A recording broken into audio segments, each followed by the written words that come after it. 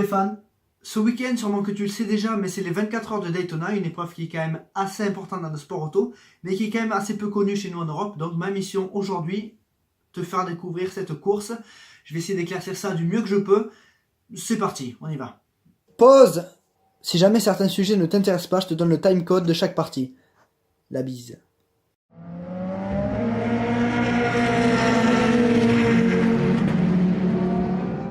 Les 24 heures de Daytona, appelée maintenant Rolex 24 à Daytona, est une course créée en 1962 afin d'imiter les célèbres 24 heures du Mans. En 2019, c'est la 55e édition. Mais cette course n'a pas toujours été une course de 24 heures. Elle ne faisait que 3 heures en 1962 et 1963, puis appelée 2000 km de Daytona en 1964 et 65. C'était grosso modo 12 heures de course, à peu près, 12 heures. C'est en 1966 que le format de 24 heures est adopté. Mais pas définitivement. Oui, car en 72, c'est une durée de 6 heures, parce que la FIA voulait baisser la durée des courses d'endurance. Mais à nouveau 24 heures en 1973. Puis en 1974, la crise pétrolière empêche le déroulement de la course, et c'est à partir de 1975 que les 24 heures de Daytona se tiennent chaque année, sans interruption. Initialement prévu le premier week-end de février pour lancer la Daytona Speed Weeks, avec notamment les 500 miles de Daytona mi-février. L'épreuve phare du championnat NASCAR est aussi l'une des plus grandes courses au monde. Mais à cause du Super Bowl, les 24 heures sont décalées une semaine plus tôt et ont donc lieu le dernier week-end de janvier.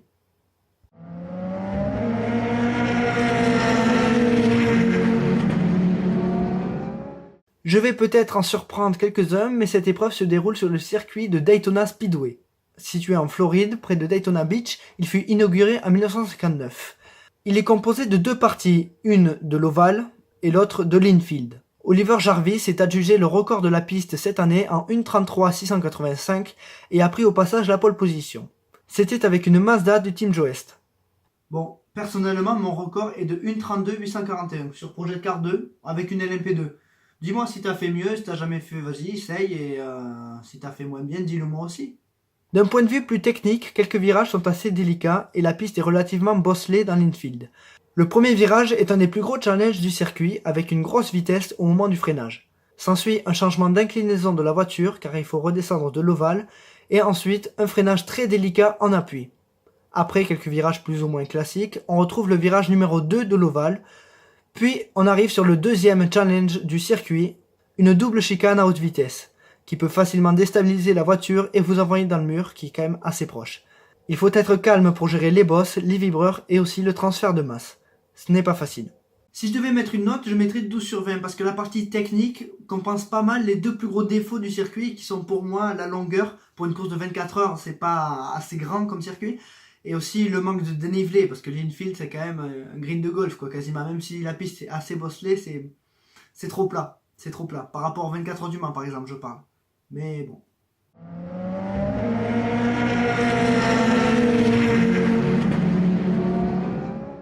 Bon, quel pilote a fait quoi et quel constructeur a fait quoi?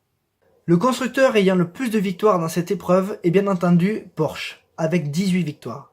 La dernière en 2003 avec une GT. Alors, pourquoi bien entendu? Mais parce que Porsche est le constructeur ayant le plus de victoires en endurance et notamment aux 24 heures du Mans. En deuxième, on retrouve le constructeur américain Riley avec 10 victoires de 2005 à 2013 et aussi en 2015. En troisième, il s'agit de Ferrari avec 5 succès. Un constructeur français a déjà gagné l'épreuve, il s'agit de Ligier en 2016. Cocorico. Côté pilote, nous avons Hurley Haywood et Scott Pruitt, détenteurs du record avec 5 victoires. Comme pilote connu en Europe, nous avons Juan Pablo Montoya qui s'est imposé 3 fois, mais nous avons aussi l'ex-Monsieur Le Mans en la personne de Jackie Hicks qui a gagné en 1972 aux côtés de Mario Andretti. Ensuite, pêle-mêle, nous avons, par ordre chronologique, dans les années 60, Phil Hill qui est champion du monde de Formule 1 en 1961, mais aussi Lorenzo Bandini, moins connu mais ancien pilote de Ferrari qui a remporté l'épreuve quelques mois avant son tragique décès à Monaco. Seul accident mortel de Monaco. Le seul. Il y a aussi dans les années 60 Joe Siffer et Marc Donohue, puis dans les années 70 nous avons Rolf Stommelen, pilote allemand plus connu pour ses faits d'armes en endurance qu'en Formule 1.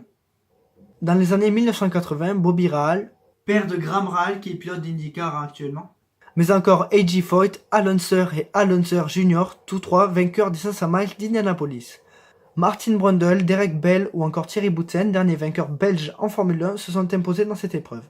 Dans les années 90, le célèbre Henri Pescarolo, recordman de participation aux 24 heures du Mans, s'est imposé en 1991. L'année suivante, on a Kazuyoshi Hoshino. Si vous ne le connaissez pas, allez voir cette vidéo. Les années 2000, avec comme vainqueur Karl Wendlinger, connu en Formule 1 pour son terrible crash à Monaco en 1994, qui a remporté les 24 heures aux côtés d'Olivier Beretta.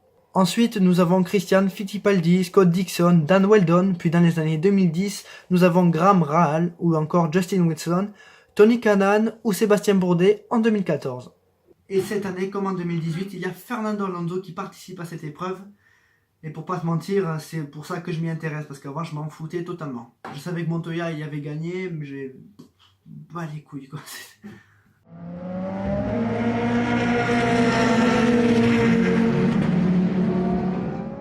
Au début, cette course faisait partie du championnat du monde des voitures de tourisme, comme les 24 heures du Mans, et c'était la FIA qui gérait cette course.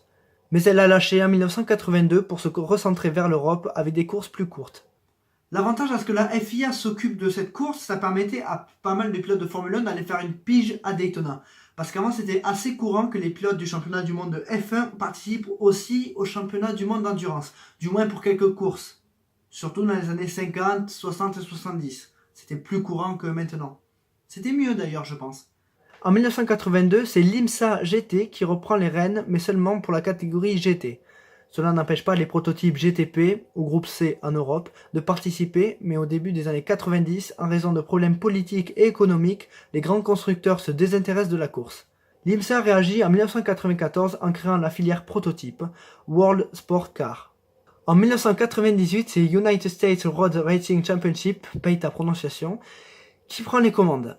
Jusqu'en 2000, où le Grand American Road Racing Association, ou Grand AM, prend la tête. J'en ai marre de ces organisations trop compliquées à dire. À ce moment-là, deux philosophies s'opposent. Celle du GARA, qui opte pour une américanisation de la course, c'est-à-dire budget accessible, en gros, et l'IMSA qui organise le championnat américain d'endurance, l'American Le Mans Series, qui est plus tourné vers une professionnalisation de la grille.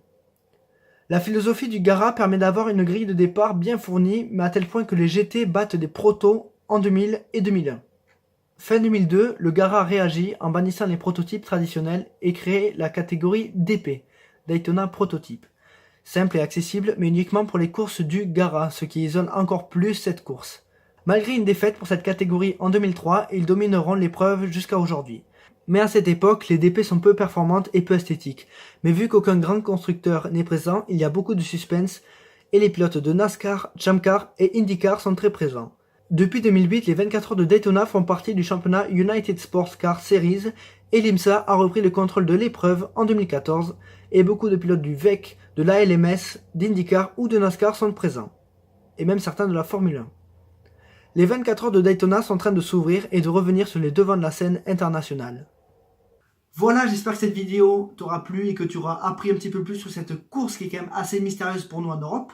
D'ailleurs, au moment où je tourne la vidéo, la course va commencer et au moment où la vidéo sort, elle va se terminer.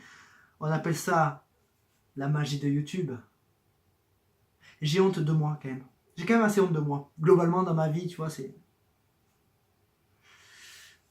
Si cette vidéo t'a plu, n'hésite pas à mettre un pouce comme ça. Si elle ne t'a pas plu, te sens pas obligé, mais tu peux toujours mettre un pouce comme ça. Mais dans tous les cas, abonne-toi à la chaîne. En attendant la suite et les prochaines vidéos, allez me suivre sur les réseaux. Je vous dis à la prochaine.